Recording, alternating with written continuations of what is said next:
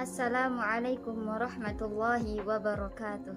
Perkenalkan, saya Mar'atun Hasanah, mahasiswi dari Prodi Ilmu Al-Quran dan Tafsir Fakultas Usuluddin dan Studi Agama Universitas Islam Negeri Mataram.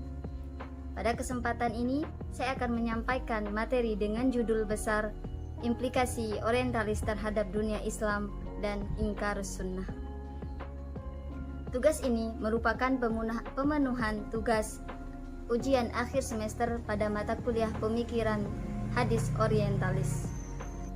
Terima kasih dan hormat saya sampaikan kepada Bapak Aidul Fitriawan MAG selaku dosen pengampu pada mata kuliah Pemikiran Hadis Orientalis yang telah memberikan tugas ini kepada kami.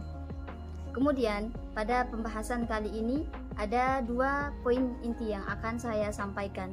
Yang pertama ialah mengenai dampak orientalis terhadap dunia Islam. Apakah orientalis semata-mata hanya berdampak negatif bagi dunia Islam ataukah ada dampak positifnya terhadap dunia Islam? Kemudian yang kedua, saya akan menjabarkan tentang ingkarus sunnah. Seperti apa ingkarus sunnah itu?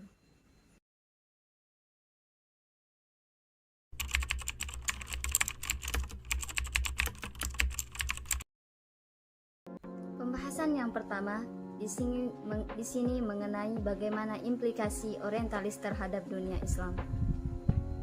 Sebelum kita mengetahui bagaimana implikasi orientalis tersebut, tentu kita harus mengetahui terlebih dahulu apa dan siapa yang disebut dengan orientalis.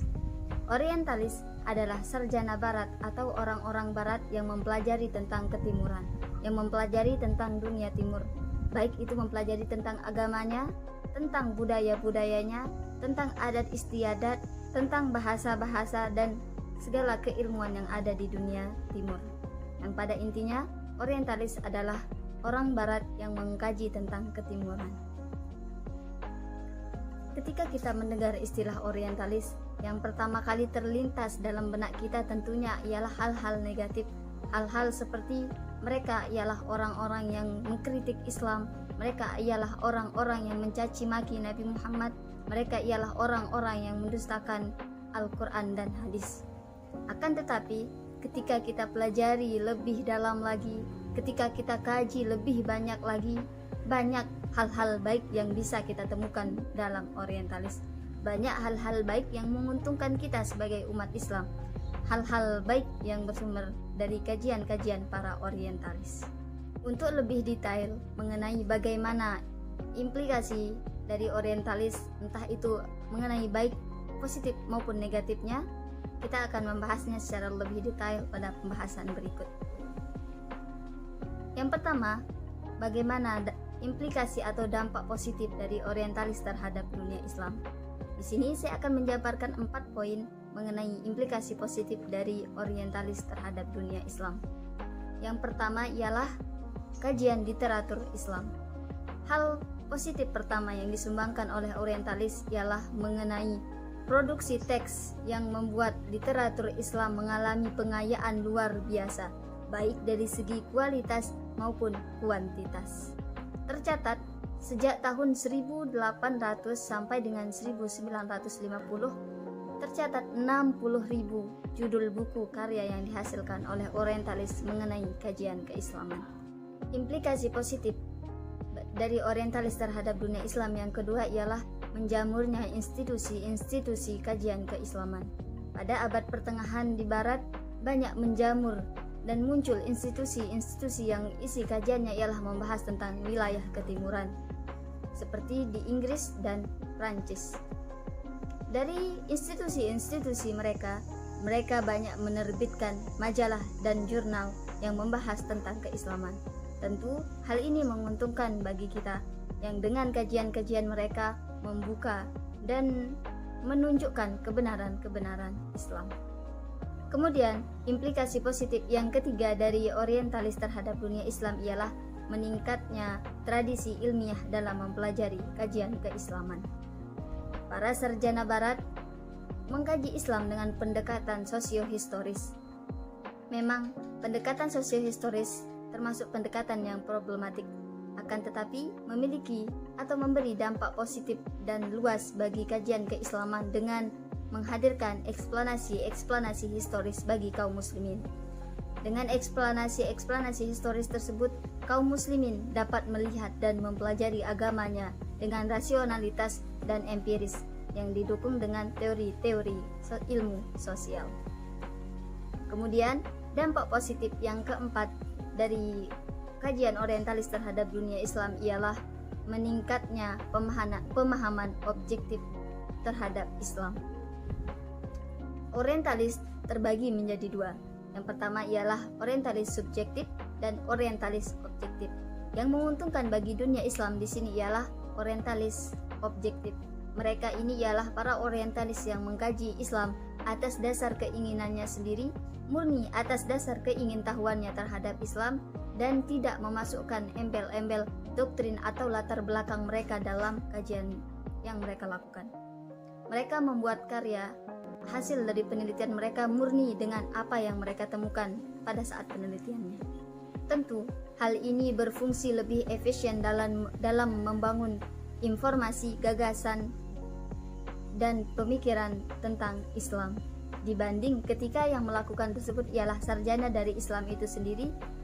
Bisa jadi hal tersebut nantinya terkesan apologetik. Kemudian yang berikutnya ialah mengenai dampak negatif atau implikasi negatif dari orientalis terhadap dunia Islam. Sebagaimana yang kita lihat dengan jelas, mereka para orientalis itu seringkali dengan karya-karyanya menjelek-jelekkan Islam, menghina dan mencaci maki Nabi Muhammad, dan mereka menyebarkan keraguan dan kebohongan tentang Al-Quran dan hadis. Mereka melakukannya dengan berbagai macam media, tidak hanya melalui karya tulis akan tetapi melalui media-media massa. Semua ini dilakukan oleh orientalis subjektif. Di sini orientalis subjektif adalah mereka, para orientalis yang melakukan kajian atas ego, nafsu, dan kepentingannya sendiri. Kemudian dampak buruknya terhadap dunia Islam tentunya ialah hal semacam ini bisa saja memecah belah umat Islam. Terlebih ketika ada masyarakat atau orang-orang Islam yang masih awam tentang pengetahuannya tentang Islam.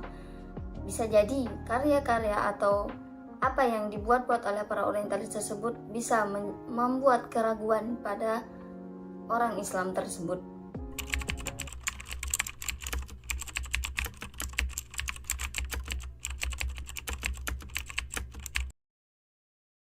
Memasuki pembahasan kedua mengenai ingkarus sunnah.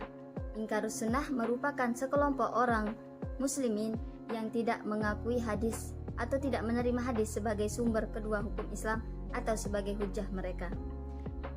Ingkarus sunnah juga menyebut dirinya sebagai Qur'aniyun, yakni orang-orang yang hanya menerima Al-Quran sebagai sumber hujjah bagi mereka. Ingkarus sunnah terbagi menjadi 3 golongan. Di sini yang pertama, golongan yang mutlak menolak atau tidak mengakui hadis sebagai sumber hujjah kehidupan mereka. Mereka tanpa syarat, tanpa pertimbangan apapun, secara mutlak menolak hadis. Kemudian golongan yang kedua ialah golongan yang hanya menerima hadis-hadis yang semakna dengan Al-Quran. Apabila hadis tersebut tidak semakna dengan Al-Quran, maka mereka tidak menerimanya sebagai hujjah.